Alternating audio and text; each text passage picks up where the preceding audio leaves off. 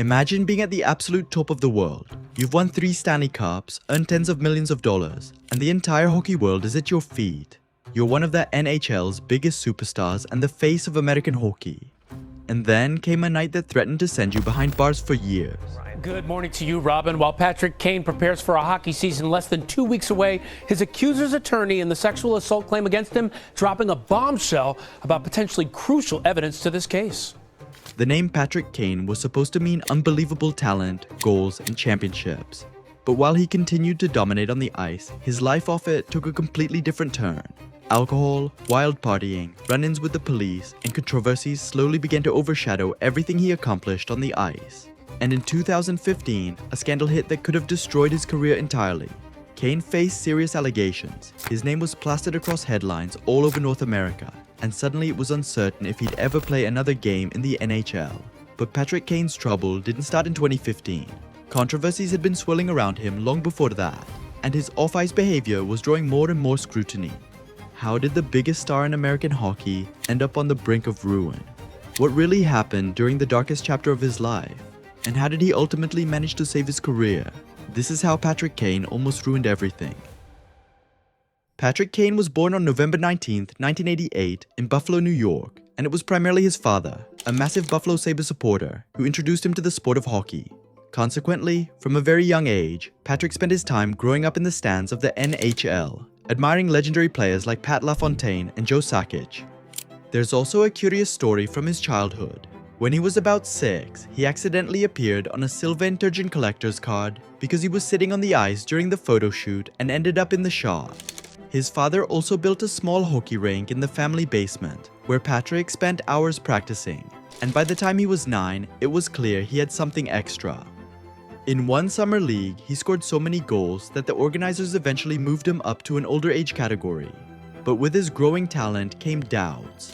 Kane was significantly smaller and lighter than the others, and scouts weren't sure if his frame could ever handle the NHL.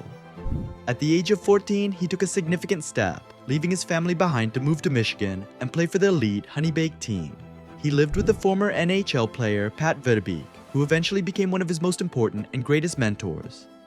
And that sacrifice very quickly began to pay off in a big way. During the course of his very first season, he managed to score 83 goals, contributed 77 assists, and helped lead the team to a record of 66 wins, 3 losses, and 1 tie.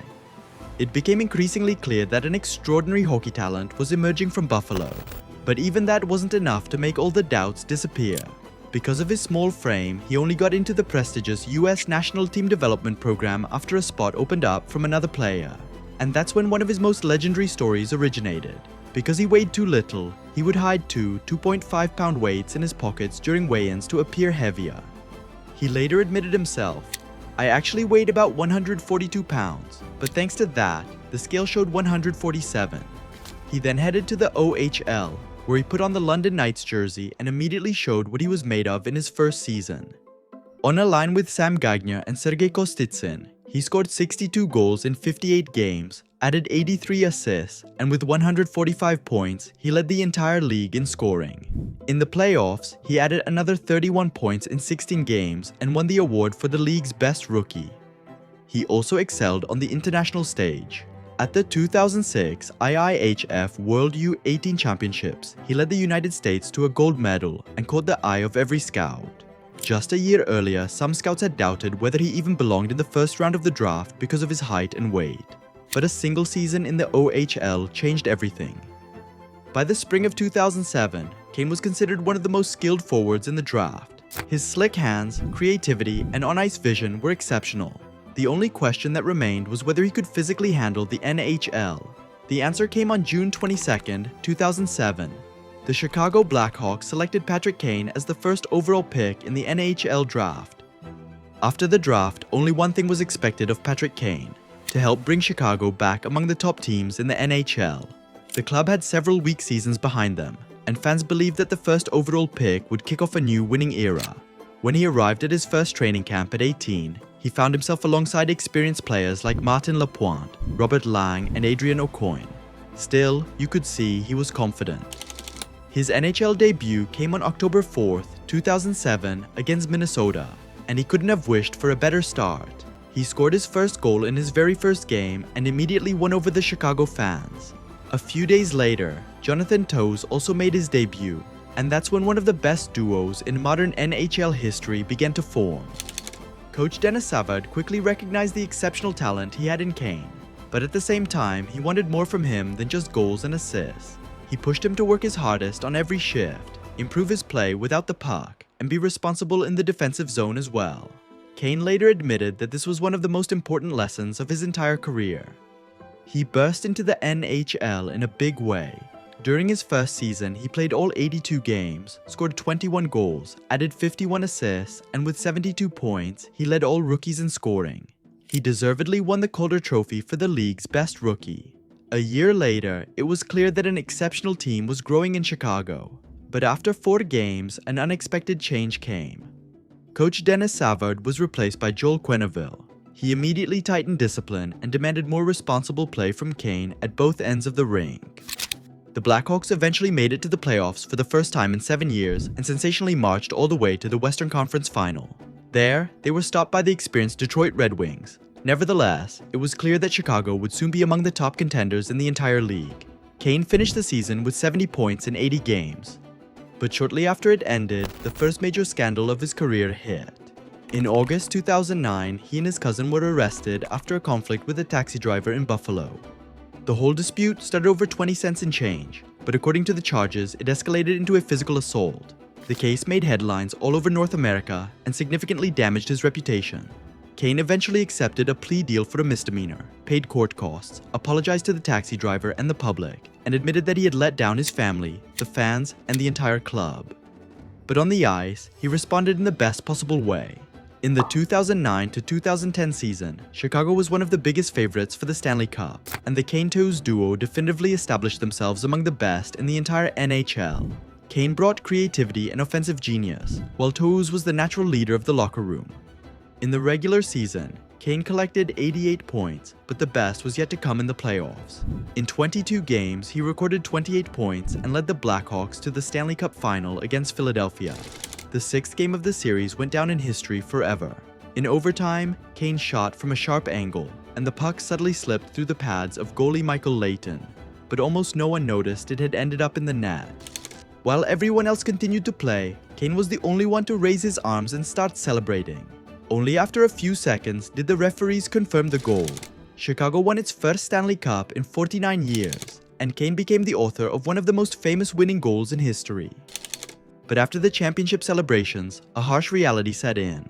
Due to the salary cap, the Blackhawks had to sacrifice several key players, including Dustin Byfuglien, Andrew Ladd, Chris Versteeg, and goalie Antti Niemi. The team was significantly weakened, and defending the title was much harder. This was confirmed in the very next playoffs. Although Chicago managed to erase a 3-0 series deficit against Vancouver and force a 7th game, the Canucks decided it in overtime. The Stanley Cup defense ended in the first round. The following season ended similarly. The Blackhawks were knocked out in the first round for the 2nd time in a row, and then came another controversy. Shortly after being eliminated, photos of Kane at a street party in Madison, Wisconsin appeared online, where he looked heavily intoxicated. This time, there was no arrest or criminal proceeding, but the Blackhawks management dealt with the situation internally. General Manager Stan Bowman confirmed that he knew about the incident and had spoken with Kane. Patrick then said, "My behavior was embarrassing for myself, my family, and the organization, and for that, I apologize to everyone." But then came a turning point. During the 2012 lockout, Kane went to Europe and played briefly in Switzerland, and it was there that he got into great shape. When the NHL started up again in January 2013, a shortened season of only 48 games was played due to the lockout. But Chicago started off incredibly. In their first 24 games, they didn't lose once in regulation, which was a league record at the time. The Blackhawks eventually won the President's Trophy, and Kane was one of the main reasons. In 47 games, he scored 23 goals, added 32 assists, and with 55 points, he finished 5th in the entire league's scoring race. But the best was yet to come. In the 5th game of the Western Conference Final against the Los Angeles Kings, he delivered one of the best performances of his career. Kane recorded a hat trick, and with the winning goal in double overtime, sent Chicago to the Stanley Cup final. Boston was waiting there. In the final series, Kane added 3 goals and collected a total of 19 points in 23 playoff games. In the sixth game, Chicago won in Boston and could celebrate their second Stanley Cup in 4 years. And for Kane, there was one more reward. He won the award for the most valuable player of the playoffs, becoming the first American-born forward in history to win this award.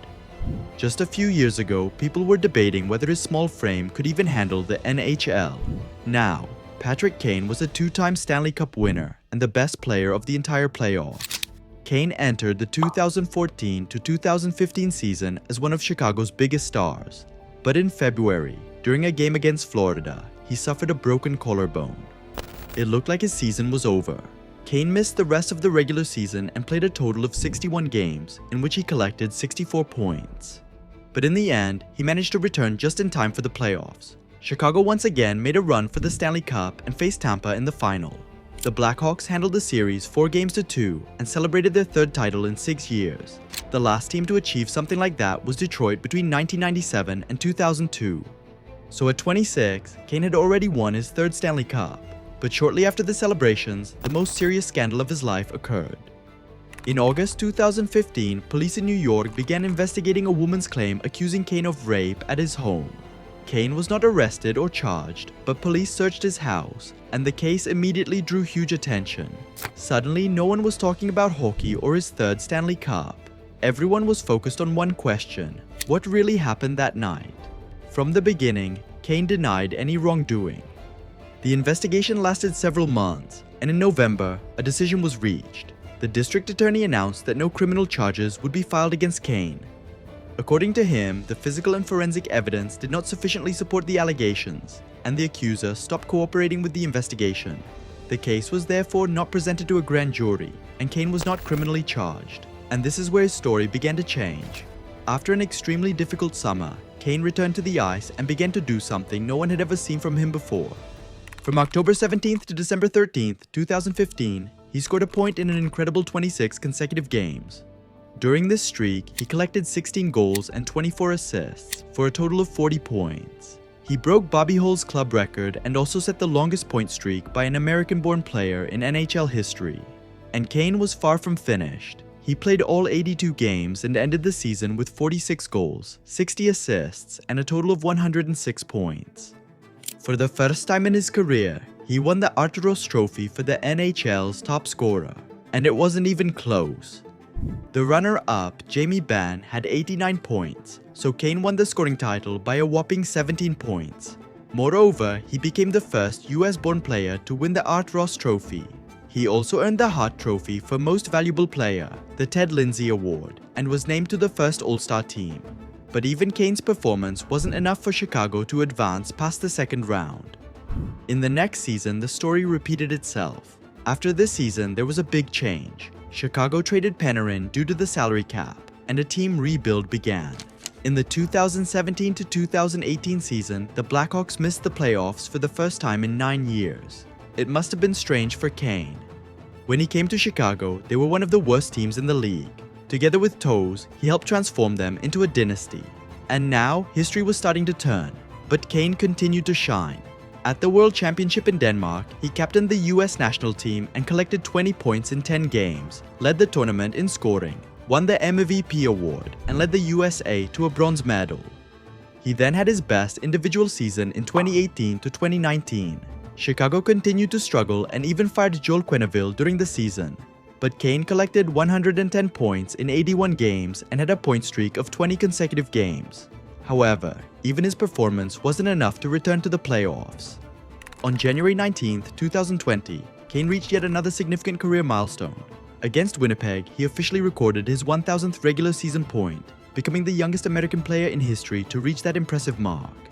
But a few years later, his era in Chicago began to draw to a close. Management decided on a complete rebuild and also traded Alex DeBrincat, Kane's close friend and main offensive partner. Kane admitted that his departure hit him hard. DeBrincat was not only a teammate, but also one of his closest friends, and so it was clear that his chapter in Chicago was definitively closing. In the 2022 to 2023 season, he played 54 games for Chicago and collected 45 points. On February 19th against Toronto, he had one of his last great nights in a Blackhawks jersey. With a hat trick and an assist, he helped them to a 5-2 victory. A few short days later, the final decision was officially made. On February 28, 2023, Kane chose to waive his no-movement clause and agreed to a trade to the Rangers.